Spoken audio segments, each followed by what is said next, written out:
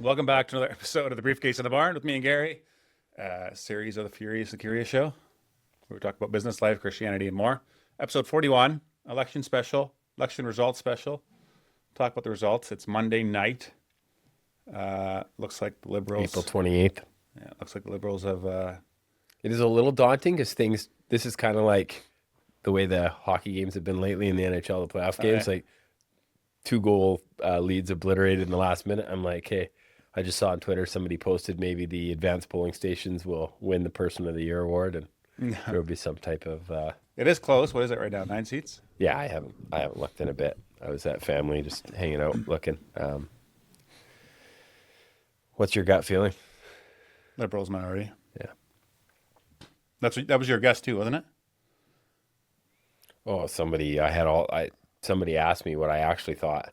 They said I was like my typical weather vane political self on the podcast that we talked about it. I mean, yeah, there's lots of like interesting things that stood out to me.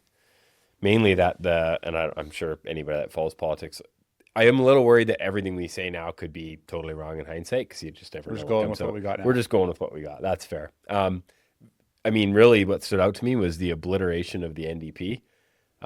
And the thing that brought about was that the Conservative Party had the most popular vote, I think, that they've ever had, ever. And then they still didn't even win a minority, right? Because they got a majority with 39% of the vote. Yeah, in 2011, Stephen Harper, right? So, yeah, the Conservative Party depends on vote splitting. And there's almost a two-tier, two-party system here in Canada outside of the bloc, really. Yeah. Other than 10 seats or so. And it was interesting that the NDP, it looks like they'll lose their official party status, which, I mean, there again, somebody at the party we were at there tonight said, oh, like the Liberal Party is the NDP. And to some degree that's true. And that's also problematic for the Liberal Party, I think, because a lot of people are, in a lot of ways, very fiscally responsible that are Liberals, right? They're business people. They're people that are like, hey, you just can't keep spending like this. Yeah. But in this case, it just didn't seem to matter, and that's what's fascinating. I guess that's what truly surprises me, that, you know, he came out, Mark Carney came out with the Liberals' costed platform, and there again, I should have looked before the podcast, but I think it was like $60 billion a year or something in deficits, and that's just, it's not sustainable. It's not healthy. I think the Conservatives were going to be $110 billion next year. I think it was theirs were like 180 or something. Irregardless, you cannot. It's no different than your personal budget. You cannot perpetually spend more than you make. You will have serious consequences down the road, and nobody in our society lives like that anymore. We live in governments the last 20 years certainly haven't operated that way. No, and they have the most freedom to do that, to be fair. Like, so a federal, that's what people don't even understand. Like, the government creates money. So like they create the money supply, especially the US government, but even the Canadian government, they have the ability to sell bonds and to keep running deficits.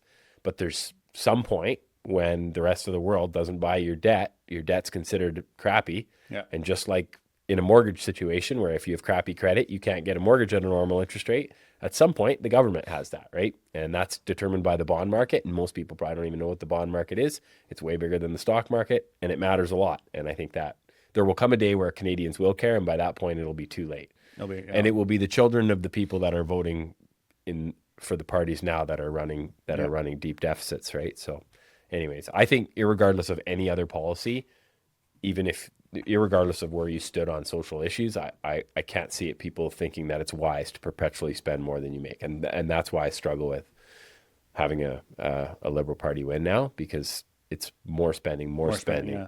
I think it'll be interesting this time because it looks like the Bloc will be the party that props them up. They're a separatist party. Yeah. It's bizarre. Exactly. It's only in Canada. It's like, hey, Canada first, but we're going to join. Yeah. Oh, yeah. You should explain this. We do. So there's 6 people that listen to that. There's one lady from Texas for sure. There's a party called the Bloc, and they're just a party in Quebec only, but they're in one of our provinces. Yeah, in one of our provinces, but they're a federal party, and so they get all their say just for their localized area, and for that reason, the Quebec has always taken a lot more money than all the other provinces. And they run a candidate, I would assume, in every riding in Quebec, and they get varying amounts of seats won. I think this time it looked like they were at 23. I think they were more last time, but it's usually, I think, somewhere between 20 and 40. It was probably used to be a lot more in the 90s, I would assume. Yeah. So at one point, this is another bit of history for people in the U.S. that don't care about Canada, but I think it was in 1994 when I was a kid, they voted on whether they were going to separate, and they barely won to stay. Now, most of us had maybe wished they had left, because they are what we would be derogatorily call a have-not province. They're not using their resources well. They spend a lot, and they get a lot of health transfers sent from the federal government, so they do get a lot of money. It'd be like their party in Texas joining the Republicans and the Democrats. Say that again. It'd be like a party in Texas forming, and in the Americans' two-party system. Basically, that kind of idea. Yeah, they have basically their own, and because of the way our federation is set up, and that's what I just find fascinating, that, you know, we have our government now, our federal government that's formed, and the balance of power is going to a party. Yes. That's sole goal is for one province, and we're going to call this. Well, where I was going with this is that the Liberal Party in particular ran on fear mongering of, you know, the Trump. idea of Trump. You know, like, get behind us. Mark Carney is, you know, has financial acumen, I guess, or is considered to because of his role as a central banker in the UK and Canada. And now he's going to team up with the Separatist Party to unify against Donald Trump. It'd be funny if it Doesn't were make pathetic. sense. But anyways, So what do you say to the people that are super discouraged today? are people that discouraged? I don't know. Do they have hope in what a federal outcome of a federal election? That's a sad day. You're in deep trouble, Matt. They seem pretty excited. People get more excited about this election than they did About Easter Sunday? Yeah. yeah. We're humans, right? We get bent. I get bent. I care a lot. I like politics, right? I think it's interesting. I mean, I think people in all. Personally, I feel like anybody that's a relatively well-rounded person, I have a lot of respect for people that run for political office. I think that the people that are, You have a lot of respect for Elizabeth May. I mean, I think her intentions are well. She's I was going to say a bad word. She's really crazy. She's a real character. Chrystia Freeland. She's got a lot of ticks and nods and stuff, but she's, I think people that are in that space, I would think as a general rule, you get dumped on. It's not like, wouldn't matter what political party, like, you're just dumped on, right? And you're under a microscope. You either have to be an attention-seeking, you know what? I will not say the word because I get in trouble when I say the word. But you have to be extremely attention-seeking. Harlot. Yeah. Even be an attention-seeking harlot. Or you got to be thick-skinned and just believe that you're doing the right thing, right? And, like, I ran for city council when I was a kid in Chilliwack, like, many years ago. And I've thought of even, like, this last provincial election, I was asked to run for the Conservative Party provincially. Yeah. And at that time, this is interesting. I don't know if I've shared this on here. Maybe I have many episodes ago, but it was fascinating because when I was approached to run, at that time, there was still the BC Liberal Party. They were still, it was going to be neck and neck, and the BC Conservatives, I would have just been probably, everybody would have looked at me like the PPC guy that ran this time, where you're just taking votes from the BC Liberal Party. And for those that don't know, the BC Liberal Party was a conservative leaning. It was a big tent coalition type party. And they basically shut down in this last election, and the Conservative Party ended up winning their seats. And Heather Maas, who I would consider a So great you would lady. have been I would have been an MLA, and it would have been a disaster. Like, if I would have ran, it would have simply been for the experience and feeling like, hey, this is an important thing. Somebody should run. And I mean, I have a lot of people in my life that are furious about people that are in power or politicians and decisions they make, but would never let their name stand. And some of them are very wise people and well qualified. And everybody says they don't have the time. Everybody says that, but well, it's the same reason most people have a big mouth, except for when you say, hey, come on the podcast, let's talk about it. And they're like, no, I'm not good. gonna I just happen. big mouth in the living room. Yeah. Like Dawson Dawson Prose. Prose. He doesn't listen to the podcast, so we can make He fun could of be him the on show's it. sponsor. Triple Jim's Juice. Triple Jim's Juice. Most of you probably don't have enough money to buy his juice, but if you are rich, go buy Triple Jim's Juice. It is very good. It's Healthy. good stuff. Made in Chilliwack. Crack for the kids. Delicious. We water it down about 75% water at our house. He waters it down with vodka. He was tonight anyway. Yeah, he was struggling with the He was election quite results. down, so good thing he doesn't listen.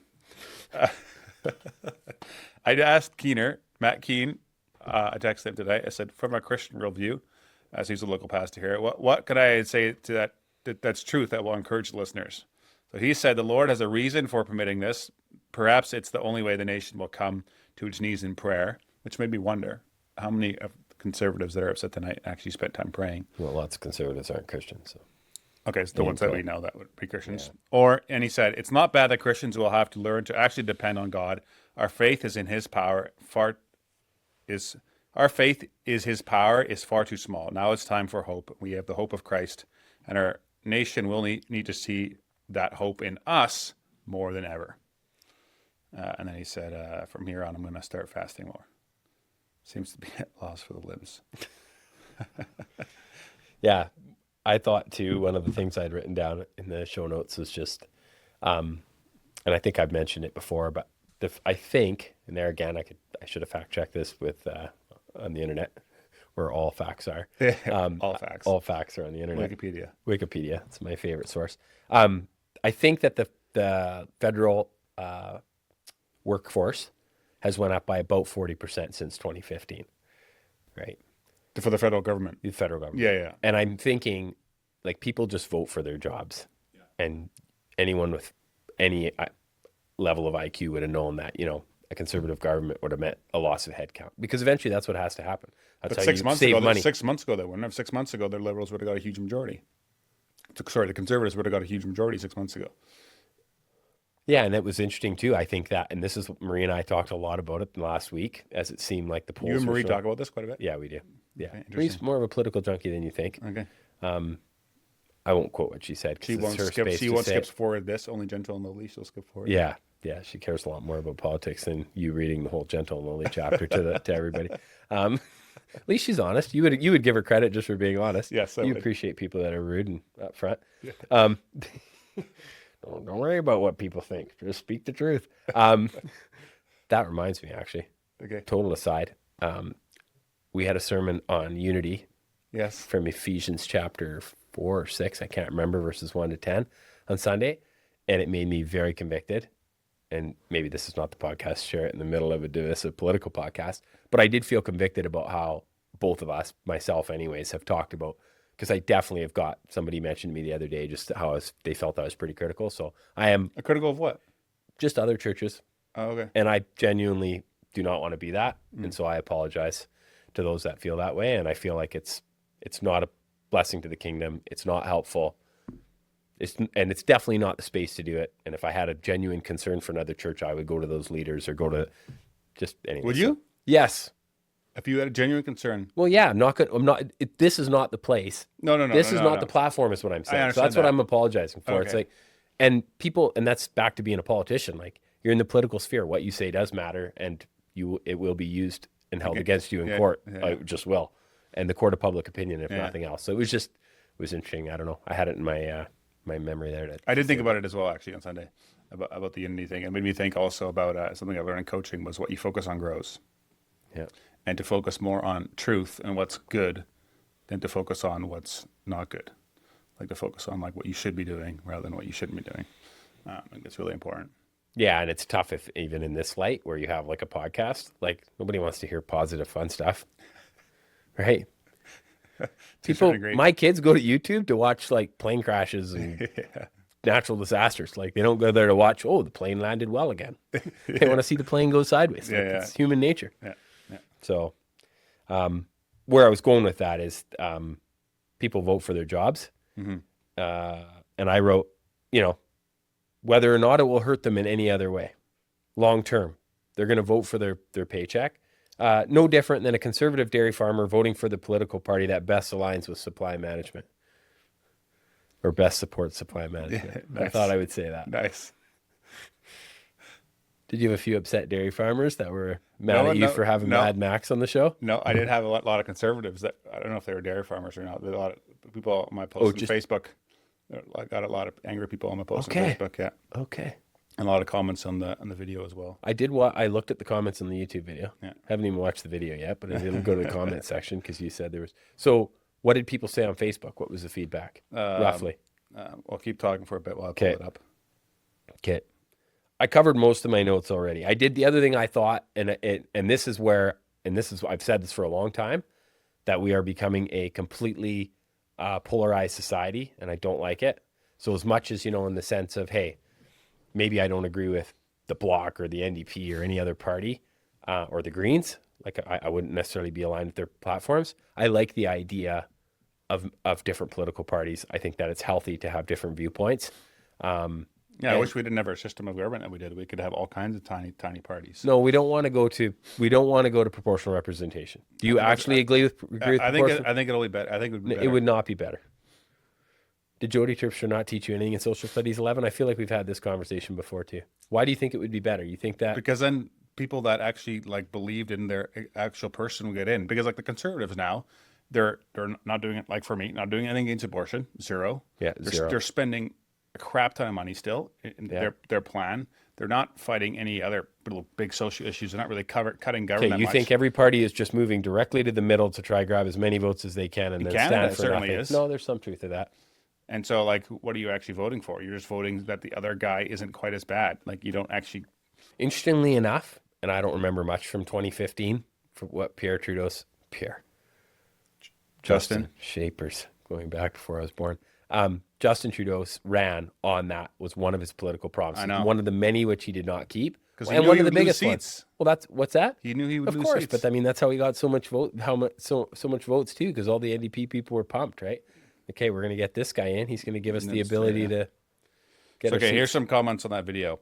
Kyle, I'll be watching the ridings carefully to see if we lose any conservative seats due to the PPC voting. This election is too much on the line for Canada to waste votes on fringe candidates, and this includes Mad Max. Okay, they are going to hold you personally responsible for promoting this guy.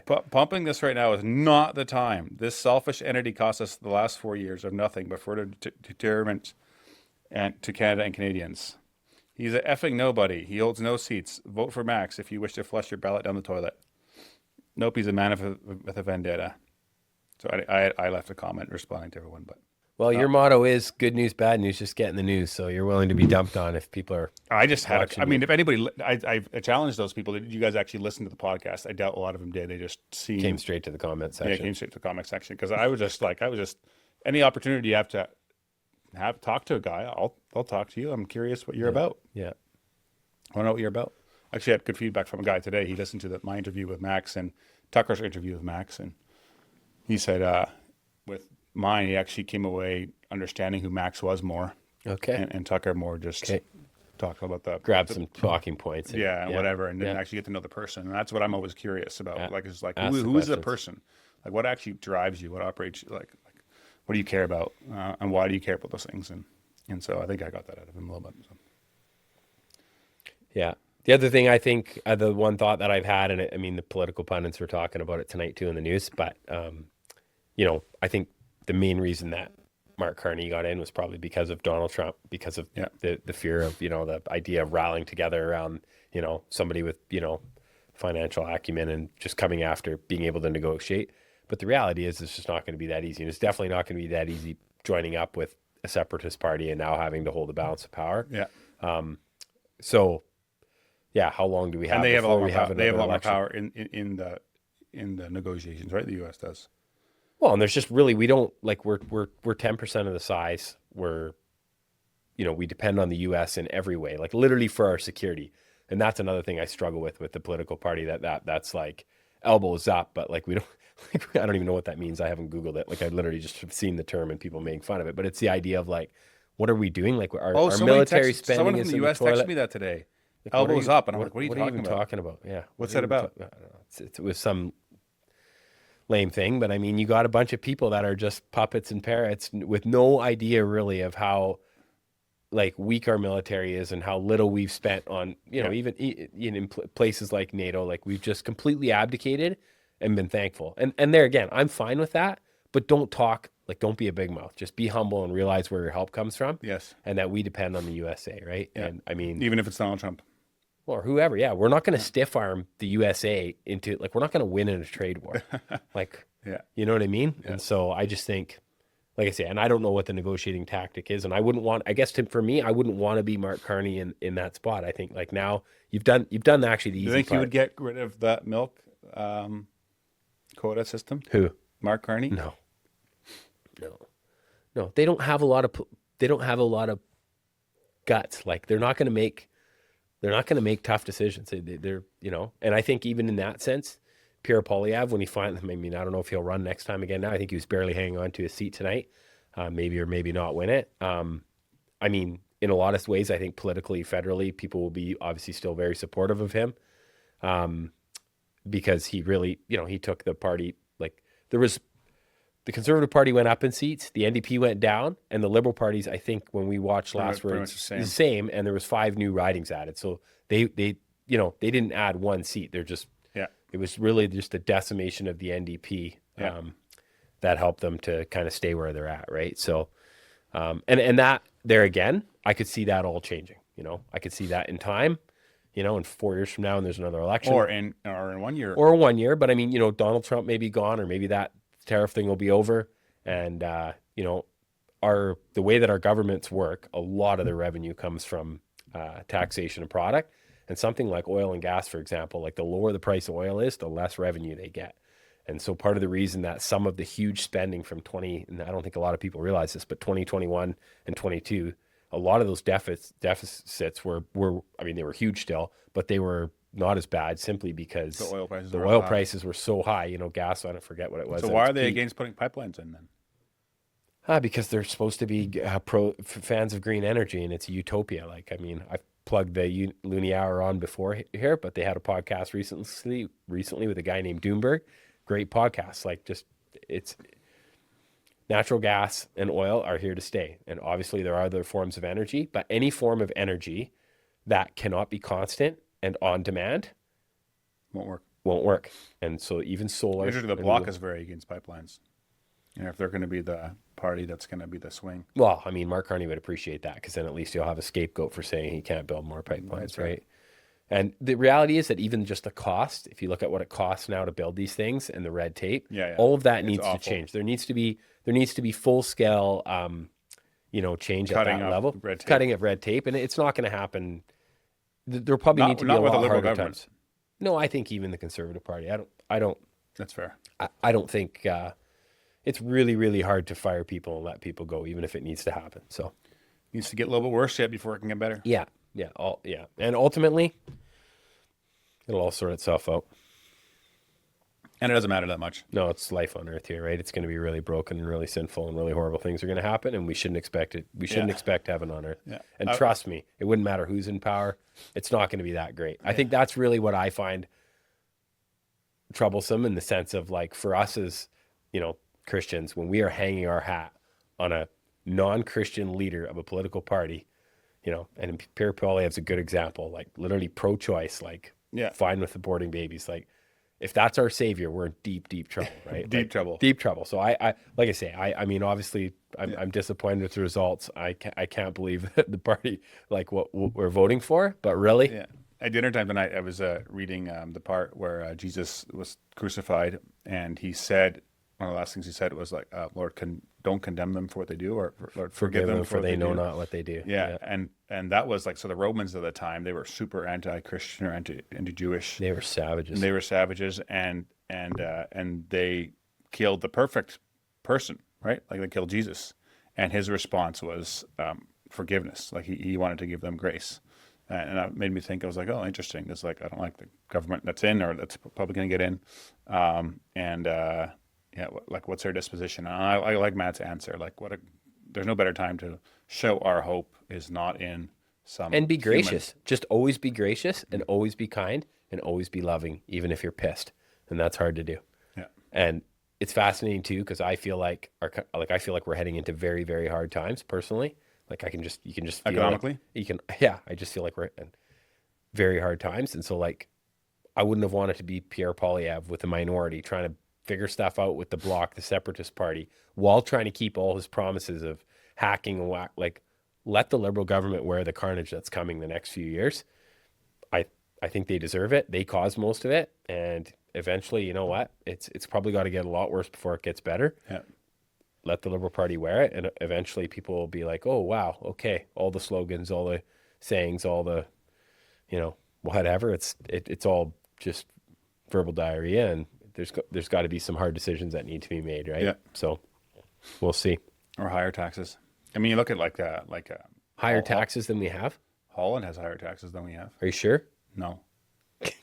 I just know they pay super high taxes. I love it. I know that there's some tax brackets above 50%. Yeah. But here there are too, if you add in other stuff, Yeah, that's fair. right? Like, I mean, Which is insane. which is insane. It literally is robbery. There used to be revolutions at like 10%. Taxation is theft.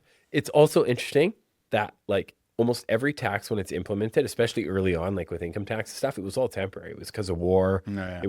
And that's with all things that are BS. They come in under the guise of, you know, Climate change. yeah, or just some crisis, right? Like politicians bring things in under a crisis. And yeah, it made me think of there was a really tragic accident here on the weekend, or not accident, but some man drove into a bunch of people and killed a lot of people yeah, in Vancouver. It was on CNBC. It's pretty. Was it a terrorist thing or what was it? No, I don't know what it was. I have no idea what it was. I mean, I would assume it was somebody that was very mentally unwell and very deranged or whatever. But anyways, drove vehicle. Nothing has been said, and the fellow's still alive, so we may find out it wasn't like he was killed or anything. But 11 dead or something. yeah, it's just tragic, right? But it's the idea of like right away people said, "Oh, how come there wasn't a barrier? Like, oh, there shouldn't have been any access." Well, like under that, nobody should be walking along the street without a barricade between where people walk. Like people don't think before they speak. They don't play out the tape all the way, and they don't realize that like there's going to be awful things happening all the time. We are not going to avoid awful things, and there's going to be no amount of broken world ruled by Satan. Yeah, or just the idea of like, you know, you can't make things like there's risk in everything. Like there's risk in driving to work. There's risk in getting on a plane. There's risk in fun things, like fun and sports. Risk is good. I remember someone telling me that they started making playgrounds now a little bit more dangerous again because they realized that if they were taking too much risk out of kids' lives, that it actually As adults, they were just getting totally handicapped. Yeah. And it's fascinating because fear is just a powerful thing. And when you, I mean, even myself, I'm like, oh man, am I turning into a total weasel, man? Man up. You know what I got to read yesterday? So when I went to the hospital when I was 9 in the psych ward, there was tons of paperwork and stuff, communication all around that. I got all that paperwork. Okay. Did you read it? No? Yeah. You said it? I did read it, yeah. That was pretty interesting. Yeah, pretty interesting. Yeah. You realize you're healthier now than you thought. You're healthier than your 9-year-old self. Yes. By quite a bit? By quite a bit. Oh, that's awesome. But what was I saying? Oh, yeah, the risk thing. And just like what the impacts of what happens to you as a kid is monumental. Yeah. The way we think and the way we do things is vastly shaped by our childhood experience. It just puts a lot of pressure on you as a parent. Yeah. You think of all the processing that a little kid's doing as they're being shaped by what their parents are saying and doing. Or not saying. Yeah. Probably both. I would say both. Yeah. Both. Omission is a big thing too, though, right? Like you can say, like, if you never talk about your relationship with God, or why you love Jesus, one, or whatever. Then your kid's assuming, right? Yeah. And assuming's bad for everybody. Exactly. Or if you never hear you pray, you know, you might go to church every Sunday, but you know, things like that. Yeah. Like or are you actually praying for your kid with your kid? Yeah. Of course, if you got your struggle in yourself, it's pretty tough. Yeah. It's pretty tough because you don't want to be a hypocrite. Yeah, maybe one day I'll share some of that stuff. In process it still. No, that's fair. That's fair. I look at even myself, I often think, because I deal with a lot with guys that are in their early 20s and stuff, and I remember back to being in my early 20s being so broken and hurting so bad. And I mean, I often try to share that just to give people encouragement when it's whatever. And I say I grew up in a good home, right? But just you have these I masked it all in my early 20s. I masked it all. I just white knuckled it and tried hard. Went hard. Was a good boy. Yeah, put on a good front. For the most part, yeah. I guess it did still. I just always knew, even though everything was fine on the outside, or it's like, well, you had this job and you're working hard. You were self-aware enough? I was pretty self-aware. That's what really bothered me, because it was like I could even knew how people perceived me, or they would say things, oh, you're good at this, or oh, you're doing well there. It's like, inside I'm dying. Inside I'm dying. This is not good, right? And that's when that separates and those things are separate. It's like, hey, how do you all of a sudden cross back? And I think that's hard with people even. I mean, like now, so I'm doing my Freedom Session grad on Thursday. And having to give a testimony. You still here? Yeah. and and sharing, that like it has helped a lot, but that I'm still have lots to work on and still have a lot of brokenness and pain and things like that. And I think that it's. That is interesting. That is this, because this one's coming out this week. So that is tomorrow night. If you're listening to this on Wednesday, it'll be Thursday night at Central Church. If you want to come out, it's a really special night. I don't know why you're inviting people out to this. Well, I just did, so it's fine. Okay. Anyways, you started talking about it. I finished it. That's what I do. It's 10:07. Yeah, a couple guys told us to make it the condensed version. Yeah, Jeremy Van Worden. Yeah. He's a very successful realtor. Yeah, he's a great realtor. Great guy, too. Great guy, yeah. Good guy to follow online if you want to follow realtor stuff. But anyways, thanks for listening, guys. Like, comment, share, subscribe. If you have feedback on today's episode, send that in. and we'll chat about it in a few weeks, and then we'll get back to gentle and lowly as well. So we missed. Or will we? We will. Yeah, we will. We'll finish it up. So We'll wrap her up. okay, thanks. Cheers. Have a great night.